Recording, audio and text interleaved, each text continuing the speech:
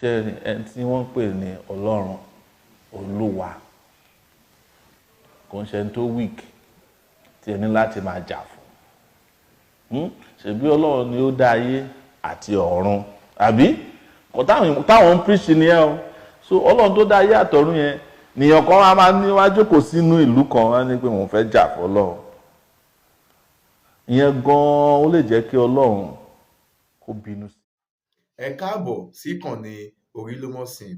Tó bá jẹ́ ìgbà àkọ́kọ́ tí yín rèé tí ẹ máa wò wá, ẹ má gbàgbé láti bá wa tẹ subscribe button, ẹ sì má gbàgbé láti tẹ notification button kó lè máa notify yín tá bá ṣẹ̀ṣẹ̀ drop new video. Orílómọ̀sìn yìí náà ni a ti máa ń mú àwọn ìròyìn wá fún yín lọ́lọ́kan òjọ̀kan ní ohun tó ṣẹlẹ̀ ní ilẹ̀ Yorùbá àti káàkiri Nàìjíríà àti agbègbè rẹ̀. Ẹ bá wa subscribe, kẹ́ bá wa share, ẹ tún wo ohun tí a mú wá lénìí, ó gbẹnu tán o, ó yẹ bá wa wò ó. Yàtọ̀ sí pé mò ń ṣe òṣèlú, ajà fún ẹ̀tọ́ ọmọ ènìyàn ni mí. Ẹ̀tọ́ ọmọ èèyàn ó include ẹ̀tọ́ láti sin ohun tí ó bá wù yín. Bẹ́ẹ̀ ṣe wà yìí, bó jẹ́ pẹ́ẹ̀nì tó wà lọ́yìn ẹ̀ lẹ́sìn gẹ́gẹ́ wàhálà tí yín ní ẹ̀. Kò sí ẹnikẹ́ni tó ní ẹ̀tọ́ láti sọ pé ẹnìkan ò lè sin nǹkan tó bá wù. Nǹkan tí constitution Nàìjíríà tí Nàìjíríà ní sọ nìyẹn. So pé wọ́n wá lọ sí Ìbàdàn, wọ́n lọ gbéyàn pé ó bú àwọn kan. Nǹkan táwọn colonialist máa ń ṣe láyé ìgbà yẹn, law yẹn náà pè ní sedition. Sedition dẹ̀ ti end láti 1983. In fact, ara àwọn tí wọ́n sọ pé sedition ò dáa làwọn bàbá Bẹ̀górè nílọrin, Justice Bẹ̀górè àti àwọn Látàwúrà. Kò tó ń sọ nípa pé ẹni tí ò bá fẹ́ kán sọ̀rọ̀ òun, wọ́n ní kó fi òwú kó fi dí etí ẹ̀. Nǹkan tí Nigerian constitution sọ ni. Èmi ò mọ ẹni tó jẹ́ Taniolorun rí. Mo kàn rí lórí Facebook pé wọ́n lọ gbéyàn láti Ìbàdàn, wọ́n ṣe ìwádìí. Mo rí pé àwọn kan ló lọ ẹni tó tẹ̀ ṣàrẹ́gbẹ̀tì yẹn kan tún sọ sórí Facebook. Kí ló dé fà tí ọ̀gá ọlọ́pàá ṣe lọ́wọ́ sí? Wọ́n sọ pé Taniolorun ń bú ọ̀gá ọlọ́pàá. Ta ni ọ̀gá ọlọ́pàá tẹ́nìkan ò lè bú ọ̀gá ọlọ́pàá? Èmi ń bú president Nàìjíríà lójoojúmọ́, ṣóyé yín. President Nàìjíríà náà ẹni tó bá wò ó lè bú. Ẹ̀tọ́ ọmọ ènìyàn ni láti sọ nǹkan tí ó bá wù. Tó bá dẹ̀ bú yín tí ò bá tẹ́ yín, ẹ lọ sílé ẹjọ́, civil ilé ẹjọ́, ẹ lọ pe ẹnìyẹn lẹ́jọ́. Ẹ ní ẹ̀tọ́ láti gbé ọlọ́pàá láti lọ láti ìlú Ìbàdàn. Ibi tó ń lọ sọ pé wọ́n gba fake warrant, tó ń gba upper area court kan ní nílọrin, wọ́n kàn lọ gba warrant. Upper area court ò ní jurisdiction ní another state. Nǹkan tí òfin sọ ni pé tí ọ̀kan bá ṣe ìjọba ní another state, ẹ lọ síbi tó ti ṣẹyẹ, ẹ lọ pe ẹnìyẹn lẹ́jọ́. But àwọn mọ̀ wípé tó bá pè lẹ́jọ́ ní Ọ̀yọ́ state kò lè ṣeé ṣe, náà ṣe lọ kidnap ẹ̀. Wọ́n lọ jí ọ̀gbẹ́ni yẹn gbé ni láti Ìbàdàn. Wọ́n nà án.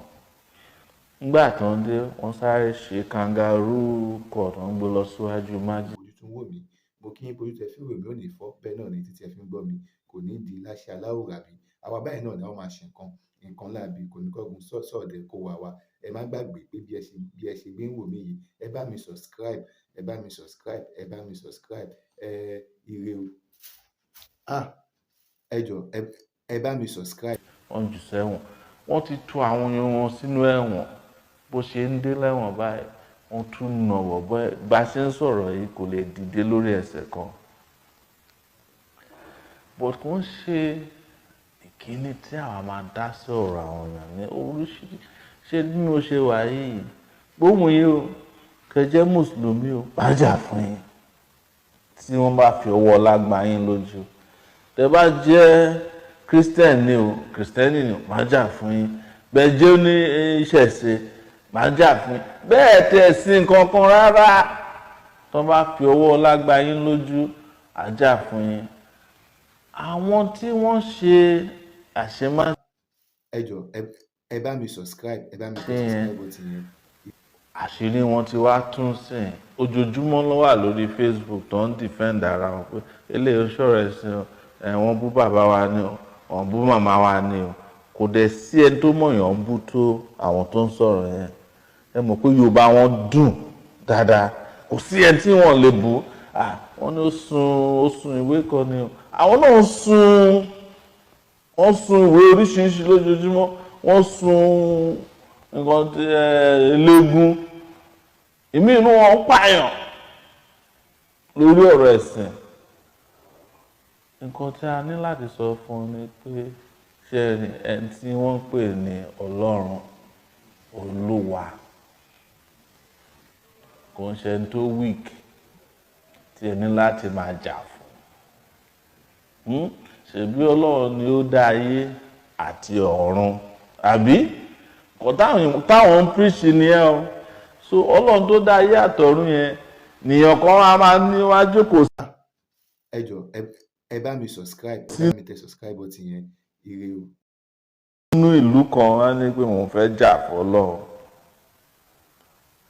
ìyẹn gan-an ó lè jẹ́ kí Ọlọ́run kó bínú sí yín torí ẹ̀ ń fìwọ̀ sí ẹ fi ń kan Ọlọ́run ní ẹ máa sàpé ẹ máa jà fún ó dàbí pé kẹ ní adìẹ ń sìn kó lóun máa jà fún yín kó lóun fẹ́ lọ sí kóòtù fún yín ní láti lọ jà fún yín ṣé adìẹ ń ṣe lọ́ọ̀yà ni adìẹ ń ṣe lọ́ọ̀yà ni no but anybody ẹ jẹ́ kí ó yé àwọn èèyàn wa pé anybody ò ní ẹ̀tọ́ láti fi ọwọ́ ọlá gbá ẹnikẹ́ni ní ojú wọ́n rò wípé ọ̀gbẹ́ni Taniolorun yẹn pé tí wọ́n bá fìyà jẹ wọ́n á wá bẹ̀ wọ́n á wá filẹ̀ wọ́n á máa fi dẹ́rù bà bọ̀tá àwọn ọmọ pé kékeré lakẹ́rẹ́ abẹ́rẹ́ kéré kò ń ṣe mímì fàdíẹ̀ ó ti há wọn lọ́rùn sìn ìgbàkigbà tí ọ̀gbẹ́ni yẹn bá jáde àwọn náà lẹ́sìn pé kò yẹ ká máa ṣerú kan báyìí náà kò ní mo fẹ́ sọ fún yín kẹ́yìn ni pé nílùú Ìlọrin nígbà táwọn Sàràkí tó ń kó gbogbo ìlú yẹn kó mọ́ra tó ń sọ wọ́n dé amúnisìn wọ́n lọ ṣe ẹjọ́ àwọn náà gba akọ̀ǹkan pa wọn lórí ẹ̀rọ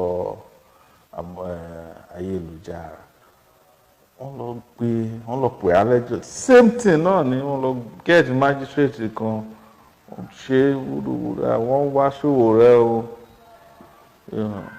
àbá kojú bo wọn fáwọn fàtítì wọ́n seize owó mi tó ń lọ bí $120,000 làwọn Sàràkí seize nígbà tán sì wà ní agbára díẹ̀ ni pé ẹ máa sọ fún àwọn alágbára tó wà mẹ́rin pé power is transient àfọwọ́bà filẹ̀ nílé ayé ṣé rí àwọn tẹ́ rò pé wọ́n lágbára ń sin àwọn ẹni máa di alágbára àmọ́ ẹnikẹ́ni tó bá di alágbára a gbọ́dọ̀ fún wọn láyè láti fìyà jẹ ẹnikẹ́ni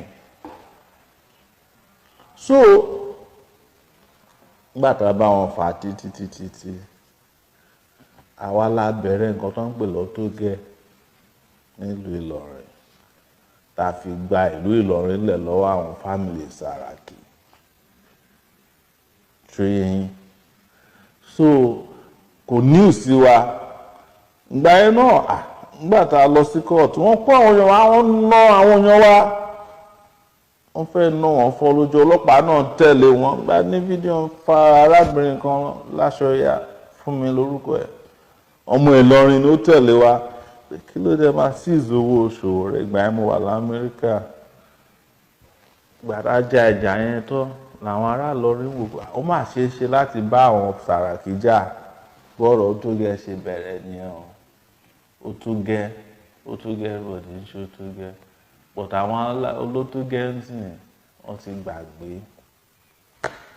ti gbàgbé àkúnlẹ̀yàn àbí àwọn náà ti ń ṣe kí ni ọ̀nbùgà but ó máa tó yé everybody pé ẹnìkan ò ní ẹ̀tọ́ láti fi ìyà jẹ ẹnìkejì nítorí ẹ̀sìn. Àbọ̀rọ̀ mi ni pé àparò kan ò ga jù kan láyé àfi tó bá gòrí ebè. Tẹ́ bá dẹ̀ wà lórí ebè táparò yín ṣẹ̀ṣẹ̀kúṣe, wọ́n á fi òfin wọ́n á fi wú ebè yẹn lẹ́sẹ̀ lábẹ́ ẹsẹ̀ yín kẹ́yìn náà lè mọ̀ pé gbogbo we are all equal before the law. We are equal also before God. Ẹ jọ̀ọ́ ẹ bá mi subscribe, ẹ bá mi tẹ subscribe button yẹn. Ire o. So ẹ̀yin ò lè wá máa ṣe iṣẹ́ tí ẹ lè wá máa sọ Ọlọ́run lórí àwọn èèyàn ẹ lẹ́tọ̀ọ́ láti ṣerú ẹ̀. Finally, anybody ló ní ẹ̀tọ́ láti ṣe ẹ̀sìn tó bá tẹ́ wọn lọ́rùn. Tani Olorun tó ń sọ yìí is a Muslim. Mùsùlùmí ni. So Mùsùlùmí oppress Mùsùlùmí. Ẹ lè sọ pé bí a kò ṣe Mùsùlùmí but orúkọ Mùsùlùmí ló sì ń jẹ́. Ó mọ Quran. Ó dẹ̀ tún ṣe ìṣẹ̀ṣe.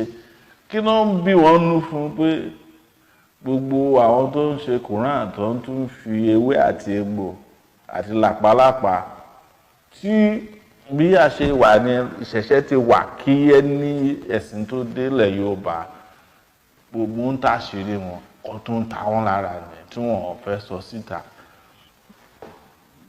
Àmọ́ mo ṣe sọ àwọn ò ní problem pẹ̀lú anybody but ẹnikẹ́ni ò ní ẹ̀tọ́ láti fìyà jẹ bó tún jẹ́ president Nàìjíríà tó bá múyàn lónìí tá a bá mọ̀ pé kò tọ́ àwa á gbà sílẹ̀ lọ́wọ́ wọn.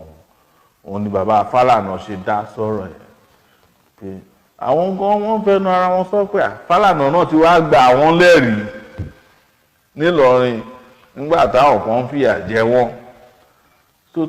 Tí Fálànà bá fi wọ́n lẹ̀ ń gbà yẹn ṣáwọn náà lè wá di alágbára lẹ́nìí tó wá ní ẹni tó ń lọ kidnap yàn láti Ìbàdàn. Tó bá dẹ̀ ṣetán pẹ̀lú àwọn oníṣẹ̀ṣe wọ́n á lọ sórí Kìrìsìtẹ́nì. Tó bá ṣetán pẹ̀lú àwọn Kìrìsìtẹ́nì wọ́n á tún máa lọ sórí àwọn ẹgbẹ́ wọn bí Boko Haram ṣe bẹ̀rẹ̀ nìyẹn. Wọ́n ní àwọn kan ń jó ṣọ́ọ̀ṣì àbí wọ́n ń bọ̀m̀bù ṣọ́ọ̀ṣì Catholic Church. Ìgbà tó yá wọ́n bẹ̀rẹ̀ sí ń lọ from mosque to mosque. Ẹ káàbọ̀ sí ìkànnì ElRioRevivalTV. Tó bá jẹ́ ìgbà àkọ́kọ́ tí yín rèé tí ẹ máa wò wá, ẹ má gbàgbé láti bá wa tẹ subscribe button. Ẹ sì má gbàgbé láti tẹ notification button kó lè máa notify yín tá a bá ṣẹ̀ṣẹ̀ drop new video. ElRioRevivalTV yìí náà ni a ti máa ń mú àwọn ìròyìn wá fún yín lọ́lọ́kan òjọ̀kan ní ohun tó ṣẹlẹ̀ ní ilẹ̀ Yorùbá àti káàkiri Nàìjíríà àti agbègbè rẹ̀. Ẹ bá wa subscribe, kẹ́ bá wa share.